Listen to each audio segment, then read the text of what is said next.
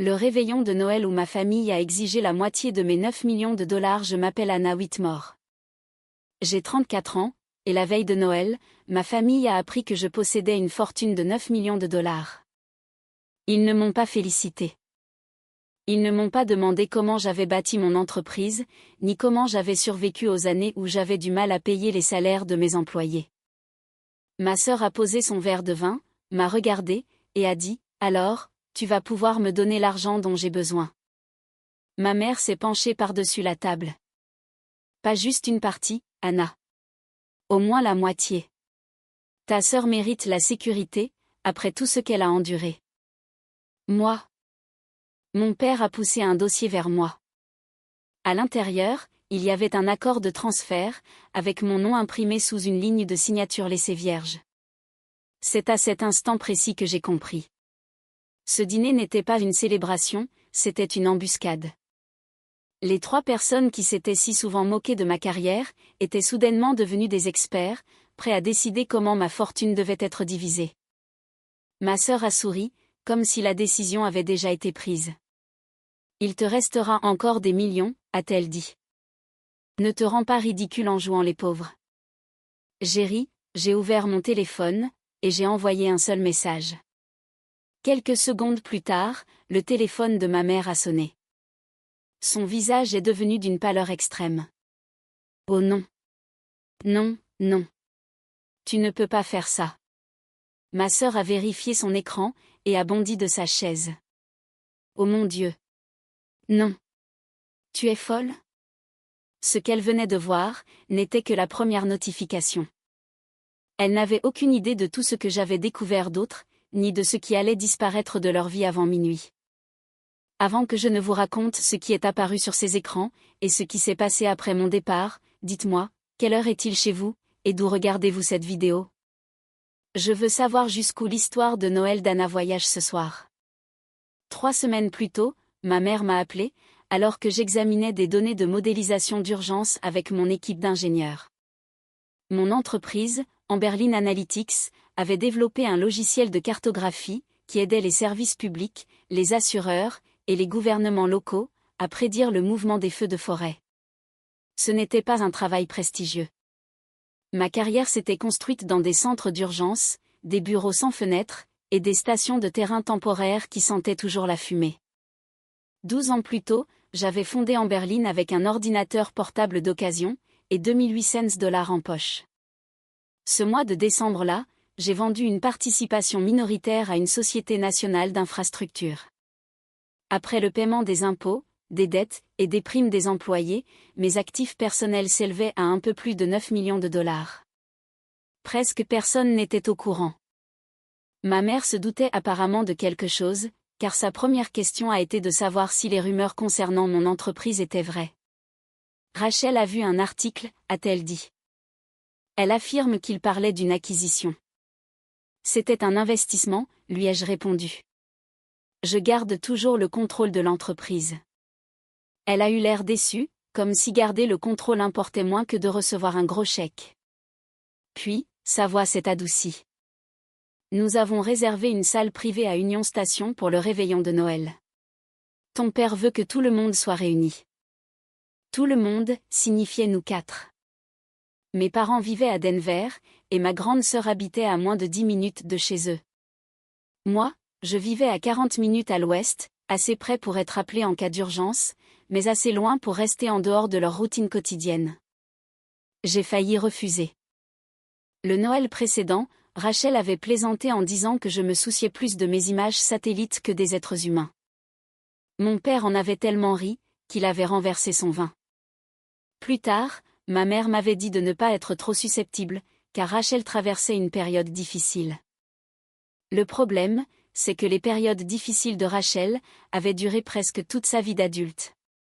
Elle lançait des entreprises, les abandonnait, rejetait la faute sur ses partenaires, et recommençait à zéro en utilisant l'argent de nos parents. Son tout nouveau projet était une entreprise de home staging, de luxe, appelée Art & Allo. En ligne, l'affaire semblait prospérer. Mais, d'après les documents financiers que j'avais aperçus par hasard des mois plus tôt, l'entreprise était en train de couler. J'ai tout de même accepté de m'y rendre, car une partie de moi espérait que cette fois-ci, les choses seraient différentes. Peut-être que cet article avait changé leur regard sur moi. Peut-être allait-il enfin me poser une question sincère sur mon travail. Cet espoir me rendait presque honteuse, mais je l'ai quand même emporté avec moi au restaurant. Le soir du réveillon de Noël, je suis arrivée avec 10 minutes d'avance. La salle à manger privée donnait sur le hall principal de Union Station.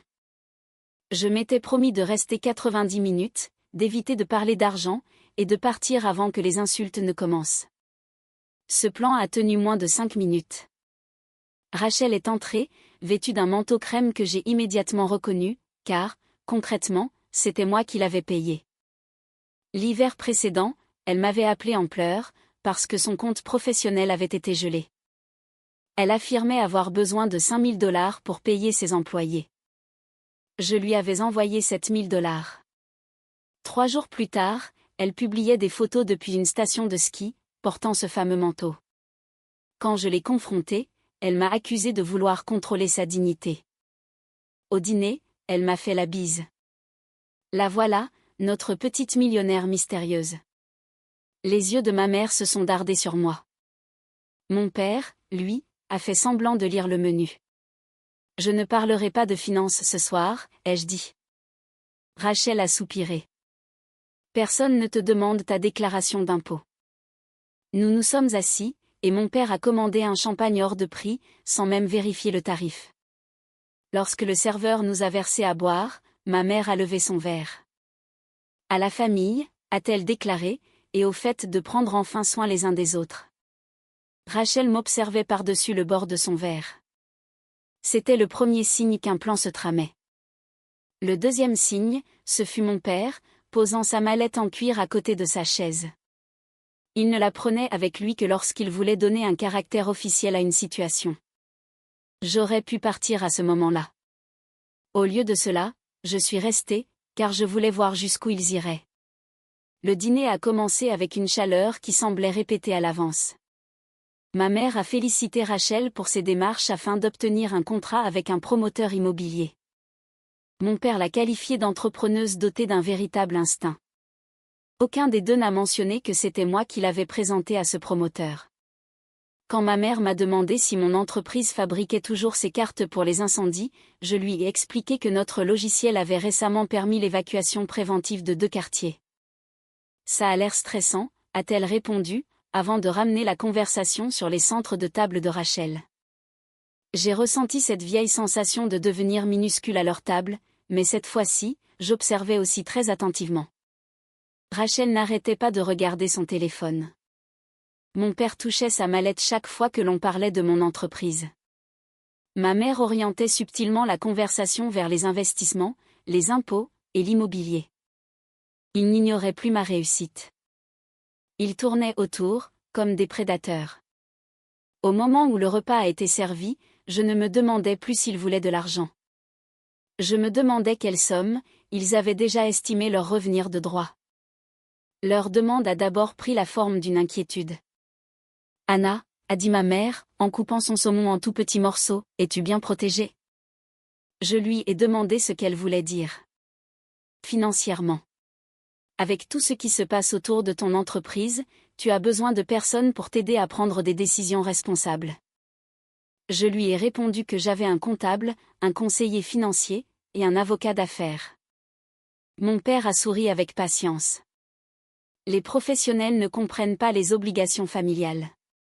Ils isolent l'argent, au lieu de l'utiliser à bon escient. Rachel a baissé sa fourchette. Es-tu vraiment riche maintenant, ou est-ce juste une de ces fausses valorisations ? J'aurais dû refuser de répondre. Au lieu de cela, j'ai décidé de leur balancer la vérité, sans la moindre excuse. Mon entreprise a reçu un investissement stratégique. J'ai vendu une partie de mes parts. Après les impôts et mes obligations actuelles, ma valeur nette s'élève à un peu plus de 9 millions de $. La table a plongé dans le silence. Pas un silence de surprise, mais un silence calculateur. Ma mère a regardé mon père. Il a regardé Rachel. 9 millions, a demandé Rachel. Environ. En liquidité, en investissements divers et en capitaux que j'ai conservés. Mon père s'est adossé à sa chaise. Donc, tu pourrais débloquer plusieurs millions, sans pour autant nuire à l'entreprise. Tout dépend de la raison pour laquelle je les débloquerai, ai-je répondu. Rachel s'est mise à rire. Pourquoi aurais-tu besoin de 9 millions de dollars? Tu vis dans la même petite maison, tu conduis une vieille voiture, et tu n'as même pas d'enfant. Et voilà. Il partait du principe qu'une femme sans mari, ni enfant, n'avait aucun avenir méritant d'être protégée. Ma mère a tendu la main pour prendre la mienne, mais je l'ai retirée. Rachel subit une pression énorme, a-t-elle déclaré. Son entreprise a de belles opportunités, mais ces opportunités nécessitent du capital. Rachel a hoché la tête. Artendalo va peut-être aménager tout un complexe immobilier de luxe. Si je développe mon entreprise maintenant, je serai enfin au même niveau que toi. Je savais que c'était trompeur. Le promoteur lui avait simplement demandé une proposition commerciale et une preuve de stabilité financière, il ne lui avait pas encore offert de contrat. Combien demandez-vous, ai-je dit. Le visage de mon père s'est illuminé, et il a posé sa mallette sur ses genoux. Nous avons réfléchi à ce qui serait juste. Il a fait glisser un dossier bleu marine à travers la table. Sur la première page, on pouvait lire « Accord d'égalisation du capital familial ». Derrière ce jargon officiel, se cachait une proposition de transfert de 4 500 000 dollars de ma poche vers celle de Rachel. Soit la moitié de ma valeur nette. Cette somme était décrite comme une distribution familiale équitable, comme si mes parents divisaient un héritage, plutôt que de faire don du fruit de mon propre travail. Vous avez fait préparer un contrat. C'est un cadre de travail, a répondu mon père. Un associé m'a aidé. Est-il avocat? Il a une grande expérience. J'ai regardé Rachel. Vous vous attendiez à ce que je signe ce soir? Nous espérions que tu ferais ce qu'il faut, sans déclencher de dispute. Ma mère a expliqué leur logique avec un calme olympien. J'avais 9 millions de dollars, et une entreprise en pleine croissance. Rachel avait des dettes, une activité instable, et moins d'années devant elle pour s'établir. Par conséquent, ma réussite avait créé un déséquilibre. Le corriger, selon elle, permettrait de protéger l'unité familiale. Rachel s'est sacrifiée, elle aussi, a-t-elle ajouté. Elle est restée près de nous. Elle a aidé après l'opération de ton père. Elle organise les anniversaires. Toi, tu travaillais tout le temps. Quand mon père avait été opéré, c'était moi qui avais payé son aide à domicile, parce que Rachel se disait trop débordée pour l'aider la journée. Quand ma mère avait eu besoin de soins dentaires, j'avais couvert tout ce que l'assurance refusait de payer. Quand leur sous-sol avait été inondé, c'était moi qui avais payé l'entrepreneur. Rachel leur apportait de la soupe, publiait des photos sur les réseaux sociaux, et recevait des éloges pour son dévouement. Moi, je réglais les factures en silence, et j'endossais le rôle de la fille absente. Combien d'argent ai-je déjà donné à cette famille, ai-je demandé. Ma mère s'est raidie. Nous ne tenons pas les comptes. Moi, je les tiens maintenant. J'ai tourné les pages du document. L'accord faisait bien plus que transférer de l'argent. Il exigeait que je fournisse des conseils en entreprise, que je garantisse une ligne de crédit, et que je renonce à tout remboursement. Une autre page nommait mes parents comme médiateurs, au cas où Rachel aurait besoin d'une assistance supplémentaire. Ce n'est pas du soutien. Cela vous donne le contrôle total de mes finances. Le visage de Rachel s'est durci. Il te resterait quand même 4,5 millions de dollars. La plupart des gens ne voient jamais une telle somme de leur vie. Et toi non plus, apparemment. Mon père a tapé sur la table. N'humilie pas ta sœur. Elle vient de me tendre un contrat qui exige la moitié de ma fortune, ai-je répliqué. Parce que je mérite d'avoir ma chance, a explosé Rachel. Tu as juste eu de la chance. Les technologies climatiques sont devenues à la mode, et les investisseurs t'ont jeté leur argent à la figure. Je me suis souvenu d'avoir dormi sur le sol de mon premier bureau, parce que je n'avais pas les moyens de me payer un hôtel près d'un centre d'urgence. Je me suis souvenu d'avoir vendu le bracelet de ma grand-mère, juste pour remplacer un serveur défectueux. Je me suis souvenu d'un investisseur m'affirmant que les femmes étaient trop émotives pour travailler dans les technologies de gestion de catastrophes. Mais je n'avais pas besoin de rejouer ces souvenirs pour Rachel. Que as-tu sacrifié exactement pour mon entreprise, lui ai-je demandé. Elle a regardé nos parents. C'est ma mère qui a répondu, elle a sacrifié l'attention que tu recevais. J'en serais presque venu à admirer cette logique. Mon succès, minimisé pendant des années, devenait soudainement la preuve que j'avais été privilégié. Mon père a fait glisser un stylo vers moi. Signe simplement un accord de principe. Tes avocats pourront revoir les détails plus tard. C'est alors que j'ai remarqué un code de référence, en bas du document. Amberlin utilisait la même plateforme logicielle. Ce code montrait que le fichier avait été créé plus de 2 mois auparavant, bien avant la parution de l'article, et avant qu'il ne soit censé être au courant de l'investissement. Ils avaient prévu de réclamer mon argent, avant même que je n'annonce ma réussite. Cette prise de conscience ne m'a pas rendue furieuse. Elle m'a rendue extrêmement prudente. J'ai refermé le dossier, et j'ai demandé qui l'avait rédigé. Mon père a balayé la question, disant que ce n'était pas pertinent. Rachel m'a accusé de faire traîner les choses, parce que j'aimais la voir galérer. Ma mère m'a averti que l'argent était en train de me changer, et ce, alors même qu'ils avaient passé plus de temps à planifier comment me le prendre, que je n'en avais passé à le posséder. Ce document a été créé en octobre, ai-je dit. Aucun de vous ne connaissait le montant de l'investissement à ce moment-là. Comment l'avez-vous préparé? Rachel a eu l'air effrayée pendant une seconde, avant de s'indigner. Nous savions que l'entreprise marchait bien. Comment? Tu es cachotière, alors les gens font des suppositions. Mon père a tendu la main pour récupérer le dossier, mais je l'ai maintenu fermement. Qui vous a donné mes informations financières? Personne, a-t-il dit. Nous connaissons tes habitudes. Je lui ai demandé quelle habitude aurait pu révéler la structure de la vente de mes parts, le montant approximatif, et le fait que j'avais conservé le contrôle des droits de vote. Ces détails figuraient dans une annexe du contrat, et ils n'étaient absolument pas publics. Ma mère a jeté un coup d'œil à Rachel. 6 mois plus tôt, Rachel m'avait emprunté ma tablette lors d'un barbecue en famille, prétextant que son téléphone n'avait plus de batterie. Cette tablette contenait mes emails professionnels. J'avais changé le code d'accès par la suite, mais je n'avais jamais vérifié si des fichiers avaient été transférés. Tu as fouillé dans ma boîte mail, ai-je lâché. C'est insensé. Alors, comment savais-tu que l'accord incluait une vente secondaire? Mon père a haussé le ton. Même si Rachel a vu quelque chose, elle l'a fait parce que tu refusais de communiquer. Tu as volé des documents confidentiels. J'ai regardé un email par accident, s'est défendu Rachel. Un email accidentel t'a donné assez d'informations pour rédiger un contrat de 4 millions de dollars. Son visage a rougi. J'essayais juste de comprendre ce qui se passait dans ma propre famille. Ma mère a de nouveau redirigé la conversation sur le thème de l'équité. Selon elle, Rachel avait toujours vécu écrasée sous le poids de mon ambition.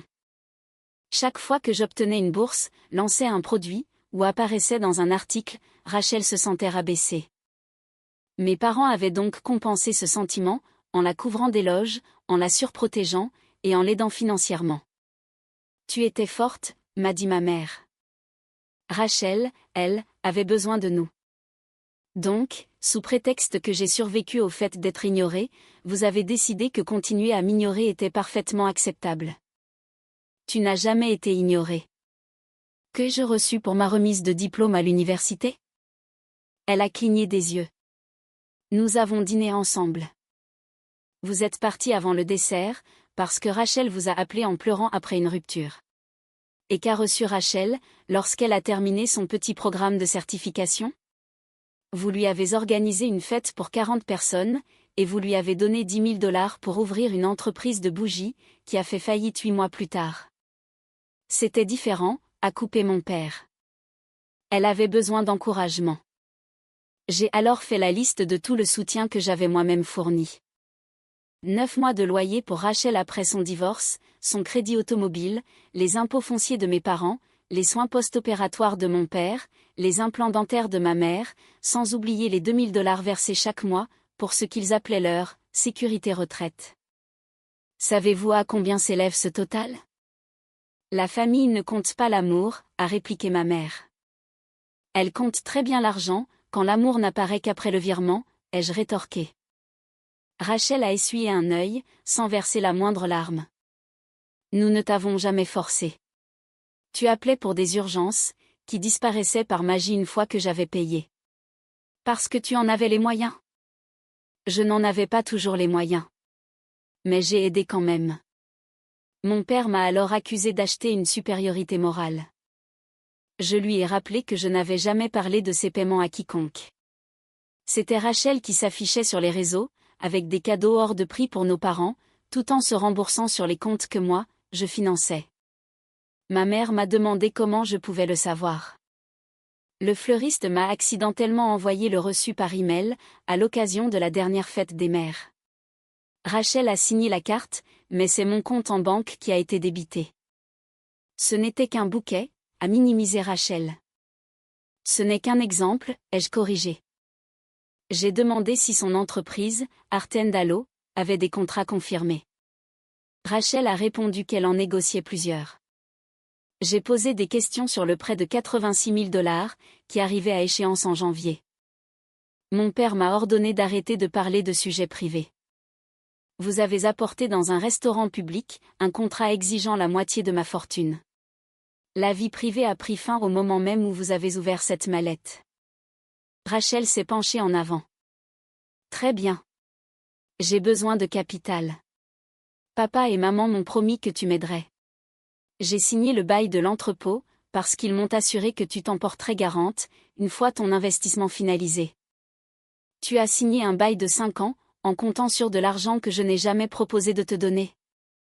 Nous savions que tu ne laisserais pas la famille tout perdre. Qu'est-ce que tout perdre signifie?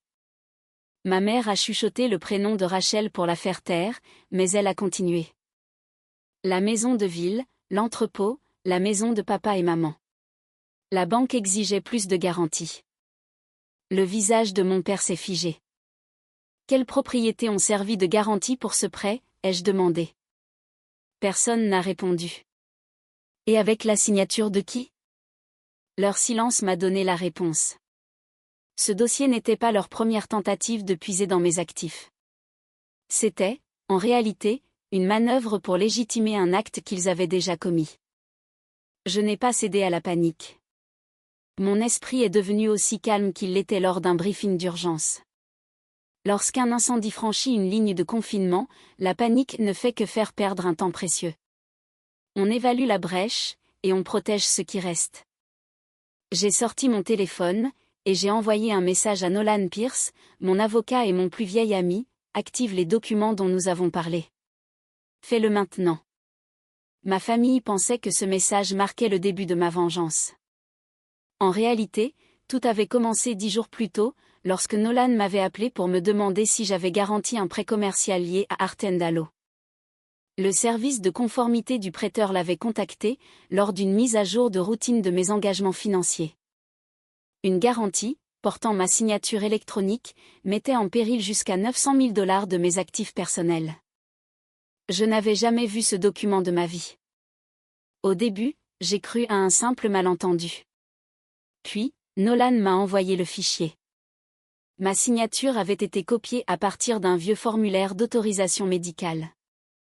L'adresse email ressemblait à la mienne, mais contenait une lettre modifiée.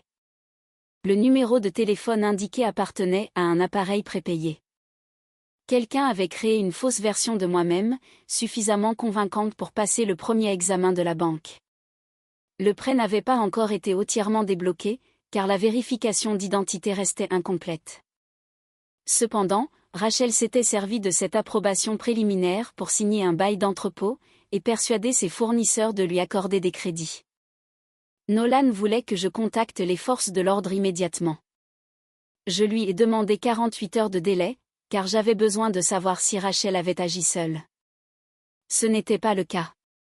Mon père avait envoyé des emails au prêteur, en se présentant comme mon représentant financier. Ma mère, quant à elle, avait soumis d'anciens relevés bancaires, que je leur avais fournis à l'époque où je les avais aidés à refinancer leur maison. Et Rachel avait téléchargé des documents confidentiels, volés sur ma tablette.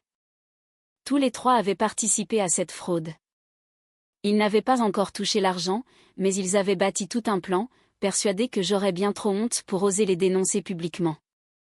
Nolan et moi avions passé la semaine suivante à verrouiller et protéger mes comptes, tout en retraçant la destination exacte de chaque paiement récurrent que je faisais pour la famille. Cette enquête a révélé un problème bien plus vaste. Le dépôt mensuel pour la retraite que j'envoyais à mes parents n'était absolument pas épargné. Mon père en redirigeait la plus grande partie, pour payer les intérêts commerciaux de l'entreprise de Rachel. Ma mère utilisait le reste pour l'aider à rembourser son prêt immobilier. Pendant près de 3 ans, j'avais financé le train de vie de ma sœur à mon insu, pendant qu'elle se vantait publiquement d'avoir réussi par elle-même. L'histoire de la maison de ville était particulièrement révélatrice. Rachel m'avait affirmé qu'elle l'avait achetée grâce à l'argent de son divorce. Les registres fonciers ont montré que mes parents avaient payé l'acompte. Pour ce faire, ils avaient utilisé une ligne de crédit adossée à leur maison, une ligne de crédit que je remboursais chaque mois, parce qu'ils prétendaient être étranglés par des frais médicaux. Je donnais de l'argent pour protéger mes parents, et eux l'utilisaient pour protéger Rachel. Et après tout ça, tous les trois osaient affirmer que Rachel méritait ma fortune, sous prétexte qu'elle avait reçu moins de soutien que moi. Je voulais tout annuler dans la seconde. Nolan m'a conseillé de faire preuve de patience. Si j'agissais avant ce dîner, il risquait de détruire des preuves, ou de prétendre que je les avais abandonnées sans la moindre explication. À la place, nous avons construit un véritable pare-feu. J'ai ouvert un compte capable de payer directement les prestataires médicaux légitimes, mais qui ne permettait en aucun cas à mes parents de retirer de l'argent liquide. J'ai officiellement informé le prêteur que la garantie était frauduleuse. J'ai révoqué toutes les anciennes autorisations, placé des alertes sur mon dossier de crédit, et annulé les instructions pour la création d'un fonds de soutien familial, que j'avais prévu de mettre en place. Ce fonds aurait dû contenir 1 200 000 $. Il était conçu pour leur assurer un revenu de retraite, couvrir leurs futurs soins de santé, et donner à Rachel un accès limité à des fonds pour ses études ou une reconversion professionnelle. J'avais vaguement évoqué cette idée avec ma mère.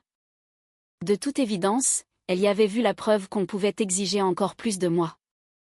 Nolan a rédigé un avis de révocation officiel, mais l'a gardé en attente. Il a également préparé des avis mettant fin à tous les paiements, l'hypothèque de Rachel, son entrepôt, son véhicule, et son assurance. Ces dépenses s'élevaient à près de 19 000 $ par mois. Je n'avais même pas réalisé que je payais tout cela, car les fonds transitaient par les comptes de mes parents, sous des libellés trompeurs tels que « soutien médical »,« entretien de la maison » et « réserve pour impôts ». Quand voulez-vous que les avis soient envoyés ? A demandé Nolan. Après le dîner de Noël. C'était peut-être calculateur de ma part. Mais j'avais cruellement besoin d'entendre ce que ma famille oserait me dire, en pensant que je ne savais rien.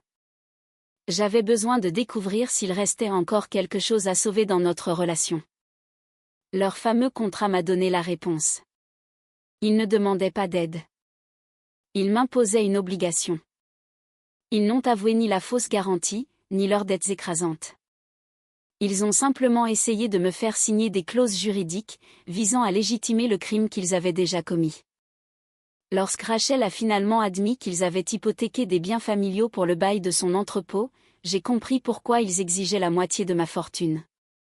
Cet argent servirait à couvrir ses dettes, à lever les saisies, à renflouer les comptes de mes parents, tout en lui laissant un capital pour continuer ses affaires. Le montant n'était pas choisi au hasard, il était calculé pour effacer toutes les conséquences de leurs propres décisions. Mon téléphone a vibré. Nolan venait de répondre, confirmé. Révocation envoyée. Prêteur et conseiller notifié. Fonds annulés. Le téléphone de ma mère a sonné en premier. Elle a lu l'avis de révocation, et a chuchoté « Oh, non, non, non. Tu ne peux pas faire ça. » Le téléphone de Rachel a retenti juste après. Elle recevait les avis mettant fin à la subvention de son prêt immobilier, au paiement de son entrepôt, au financement de son assurance, et à toute garantie personnelle. Oh mon Dieu, non, a-t-elle hurlé, en renversant sa chaise en arrière. Tu es complètement folle? Mon père a vérifié son téléphone. Son visage s'est décomposé lorsqu'il a vu le message provenant du service des fraudes de la banque. Voilà ce qui arrive, ai-je dit calmement, quand on bâtit un plan financier en usurpant l'identité de quelqu'un d'autre. Rachel m'a accusé de détruire son entreprise. Ma mère s'est écriée que j'allais les jeter à la rue. Mon père a exigé que j'annule tout immédiatement, avant que des personnes extérieures ne soient impliquées. Des personnes extérieures sont déjà impliquées, ai-je rétorqué. Mon avocat, le service de conformité du prêteur, et l'enquêteur chargé d'examiner la fausse garantie. Le mot « enquêteur » les a instantanément réduits au silence. Tu nous as dénoncés, a demandé Rachel, incrédule. J'ai signalé un document portant ma signature falsifiée. Elle n'était pas falsifiée. Tu aurais fini par signer de toute façon. Même ma mère l'a dévisagé avec effarement en entendant ça. Rachel a alors rapidement tenté de minimiser, parlant d'une signature temporaire. Mon père a prétendu que ce document n'avait jamais été destiné à être définitif. J'ai rouvert leur contrat, et j'ai pointé du doigt une clause très précise. Elle stipulait que ma signature ratifierait tous les engagements financiers antérieurs liés à la famille. Ce dîner n'avait jamais eu pour but de me demander 4,5 millions de dollars. Ils voulaient juste que je fasse disparaître leur fraude par un coup de stylo. Mon père m'a ordonné de baisser la voix, alors que je ne l'avais même pas haussée. Ce calme absolu le déstabilisait. Il avait l'habitude de provoquer tout le monde, pour ensuite jouer la personne la plus raisonnable à table. Mais cette fois-ci, c'était moi la plus calme. Je leur ai demandé s'ils souhaitaient m'expliquer la signature copiée, la fausse adresse e-mail, ou les relevés bancaires soumis à la banque sans ma permission. Ma mère a éclaté en sanglots. Elle s'est justifiée en disant qu'ils avaient été terrifiés. L'entrepôt de Rachel exigeait un dépôt de garantie urgent. Les fournisseurs menaçaient d'entamer des poursuites judiciaires, et le prêt de la maison de ville était sur le point d'être déclaré en défaut de paiement. Mon père, lui, craignait de perdre la maison que lui et ma mère possédaient depuis 30 ans. Il s'était convaincu que mon investissement allait tout résoudre comme par magie. Vous aviez peur, alors vous avez usurpé mon identité. Nous protégions la famille, s'est défendu mon père. Des décisions commerciales de Rachel, et de l'humiliation publique, a finalement admis ma mère. C'était la stricte vérité. Ils étaient terrifiés à l'idée que les gens découvrent que leur enfant prodige avait encore une fois échoué.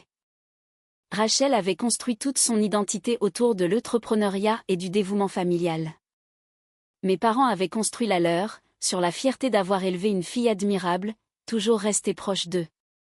Mon propre succès n'avait pas remplacé cette belle histoire. Il l'avait simplement financée, dans l'ombre. Combien doit Rachel, au juste? Mon père m'a répondu que les chiffres étaient compliqués. J'ai alors ouvert le résumé préparé par Nolan. Les prêts, les soldes dus aux fournisseurs, les impôts, les cartes de crédit personnel, le bail de l'entrepôt, et l'hypothèque, créaient une dette globale d'environ 1,6 million de dollars. Mes parents faisaient face à 400 000 dollars supplémentaires, à cause des accords de garantie. Le total restait donc bien inférieur aux 4,5 millions exigés. À quoi devait servir le reste? À la croissance de l'entreprise, a marmonné Rachel. Tu voulais que je couvre 2 millions de dettes, et que je te remette 2,5 millions supplémentaires, en prime. Je suis en train de bâtir une entreprise. Tu ne t'es pas versé de salaire issu de revenus légitimes depuis 14 mois. Ma mère a exigé de savoir pourquoi je parlais à Rachel comme à une criminelle. Parce qu'elle a usurpé mon identité. Elle a fait une erreur désespérée, c'est tout. Une erreur, c'est se tromper de numéro. Ce que vous avez fait nécessitait des documents falsifiés, une fausse adresse e-mail, un téléphone prépayé, et la coordination minutieuse de 3 personnes. Mon père s'est levé. Les conflits familiaux ne devraient jamais devenir des affaires judiciaires. Dirais-tu la même chose si un parfait inconnu copiait ta signature? Les inconnus, c'est différent. Tu as raison. Dans ce cas, je m'en serais rendu compte bien plus tôt. Le gérant du restaurant s'est approché de notre table, et a demandé si nous avions besoin d'aide. Mon père a affiché un faux sourire. Tout va bien, merci. Ma sœur est en train de nous menacer, a lancé Rachel. Je mets simplement fin à des arrangements financiers non autorisés, ai-je rectifié. Personne n'est en danger physique. Le gérant est resté près de la porte, par précaution. Rachel a baissé la voix. Rétablis les virements ce soir. Nous discuterons du remboursement plus tard. Il n'y a aucun virement à rétablir. Les paiements sont purement et simplement annulés. Mon prélèvement hypothécaire passe dans 4 jours. Appelle ta banque. Je dois payer les salaires la semaine prochaine. Utilise les revenus de ton entreprise. Tu sais très bien que je n'ai pas assez. Alors ton entreprise est insolvable. Son expression s'est durcie de haine. Tu attendais avec impatience de pouvoir dire ça. Non. J'ai payé 19 000 $ tous les mois, précisément pour éviter de l'admettre. Ma mère a alors juré qu'elle n'avait jamais demandé une telle somme. Je lui ai montré la feuille de calcul sur mon téléphone. Dépôt pour la retraite, réserve médicale, paiement de l'hypothèque sur la maison, impôts, assurance, frais de véhicule, et soi-disant réparation d'urgence. La majeure partie de cet argent avait été redirigée vers Rachel, ou vers ses créanciers. Sur une période de 36 mois, j'avais fourni plus de 600 000 $, sans même compter les prêts antérieurs et les paiements directs. L'accusation de Rachel, selon laquelle je n'avais jamais soutenu la famille, était mathématiquement absurde. Mon père a adouci sa voix. Il m'a dit que j'avais le droit d'être en colère, mais qu'une annulation immédiate punirait injustement ma mère, qui ne comprenait rien aux implications juridiques. Maman a soumis mes relevés bancaires. Elle a cru à mes explications. Et que lui as-tu raconté? Il est resté silencieux. Ma mère s'est tournée vers lui. Tu m'avais dit qu'Anna avait déjà donné son accord de principe. Mon père l'a aussitôt accusé de déformer ses propos. Leur alliance s'est fracturée en un instant. Rachel leur a reproché de lui avoir promis un soutien financier. Ma mère a reproché à Rachel d'avoir caché l'ampleur réelle de ses dettes. Et mon père a accusé ma nature secrète d'avoir créé tous ces malentendus. Ils se sont retournés les uns contre les autres, car la seule chose qui maintenait leur unité, c'était mon argent. Rachel a fini par me demander ce que je voulais au juste. Des excuses, du contrôle, ou une humiliation publique? Je veux une séparation claire. Financière, légale, et émotionnelle. Je leur ai expliqué les nouvelles conditions. Je ne financerai plus jamais l'entreprise de Rachel, sa maison, sa voiture, ses assurances, ses impôts, ni ses dépenses personnelles.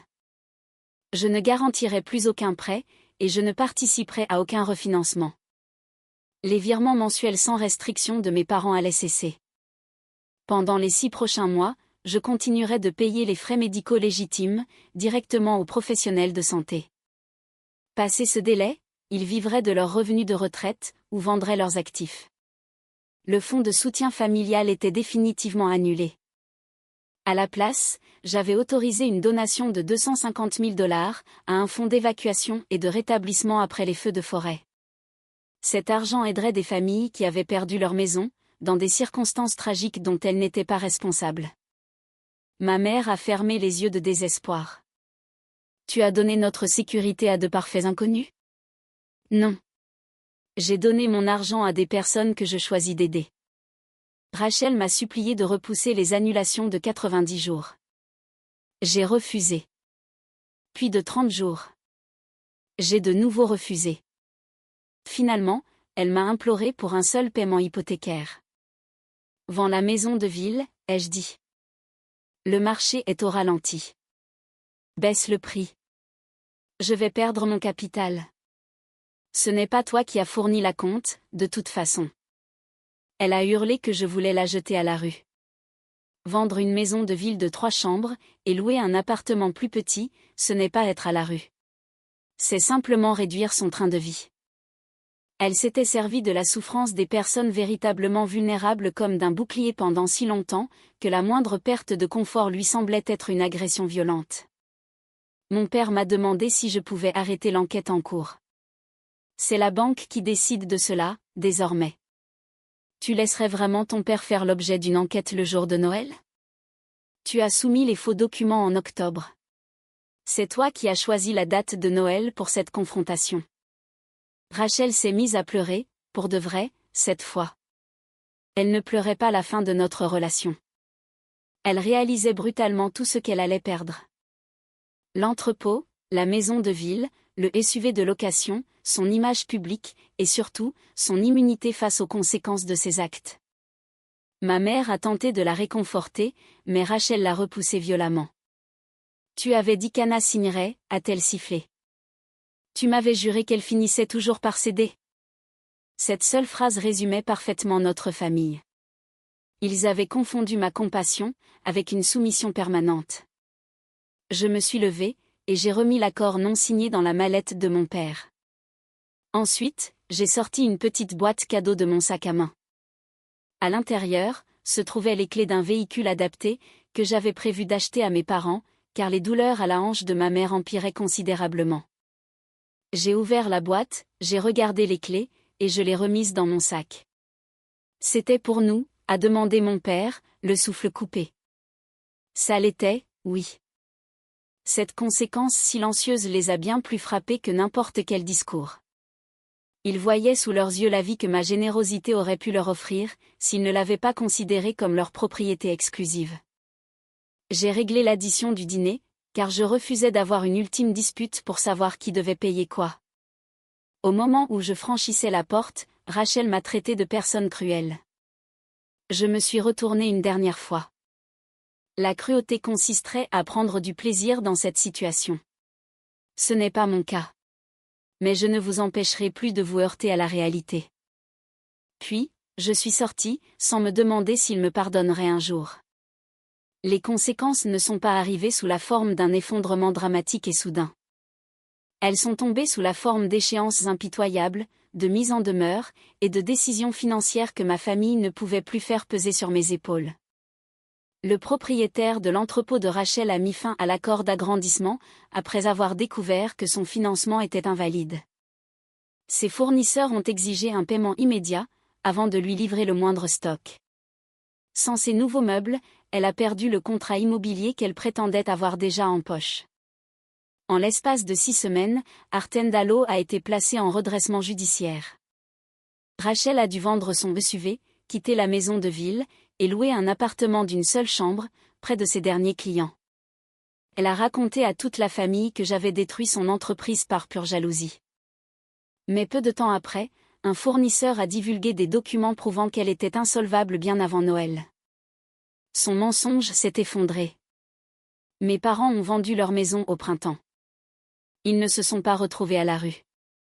Ils ont acheté un appartement plus petit avec l'argent restant de la vente, et ont ajusté leurs dépenses pour vivre de leurs revenus de retraite. Ma mère a qualifié ce déménagement d'humiliant.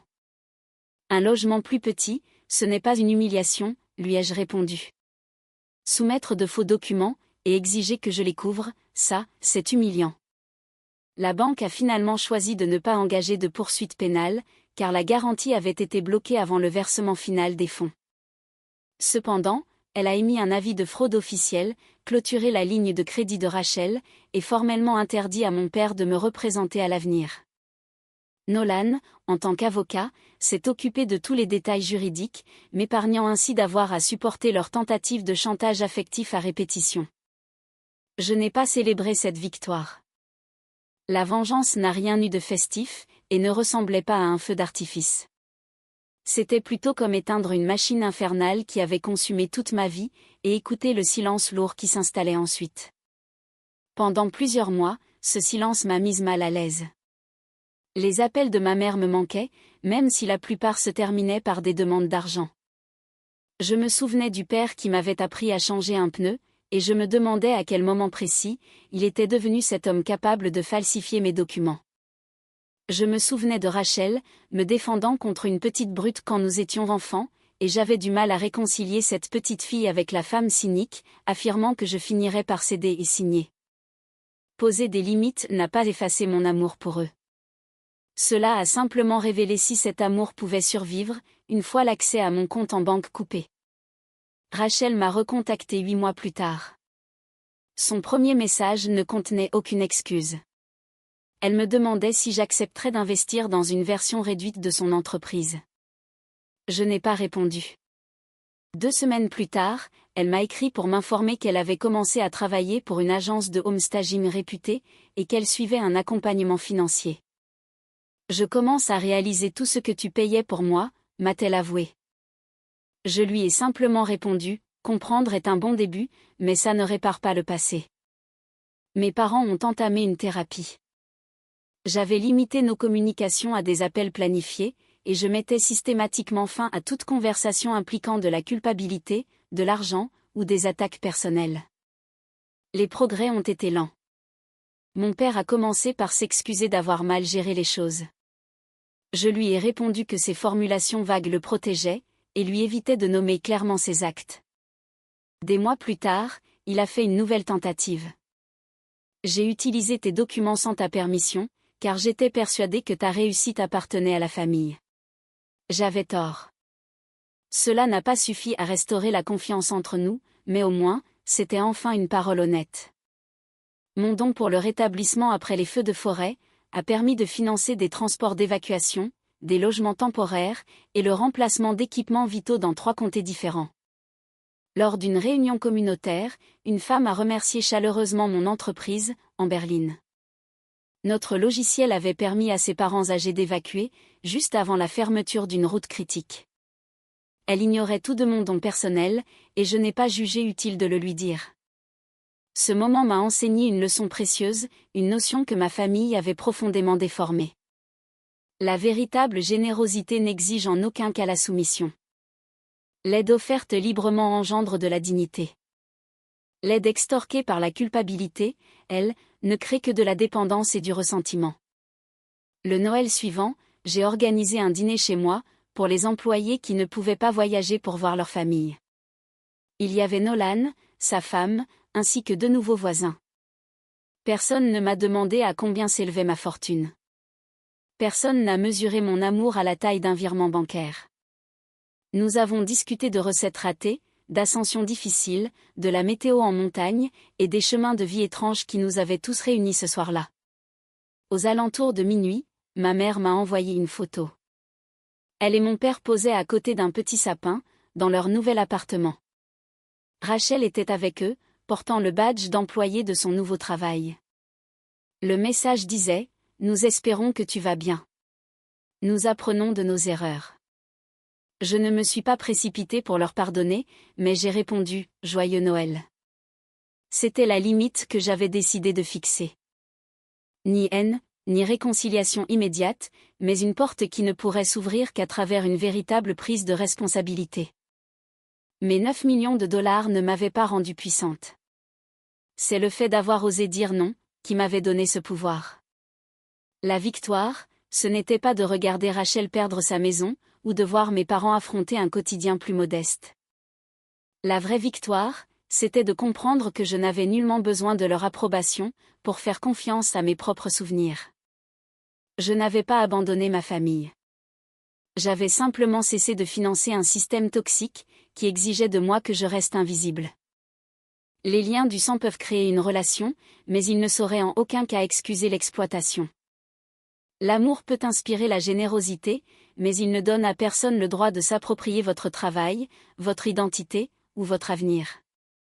Parfois, le cadeau le plus sain que l'on puisse offrir à sa famille, c'est de les laisser faire face aux conséquences qu'ils ont évitées pendant des années. Parfois, la phrase la plus bienveillante que l'on puisse se dire à soi-même, est aussi la plus simple, j'en ai assez fait. Maintenant, je choisis de vivre ma propre vie.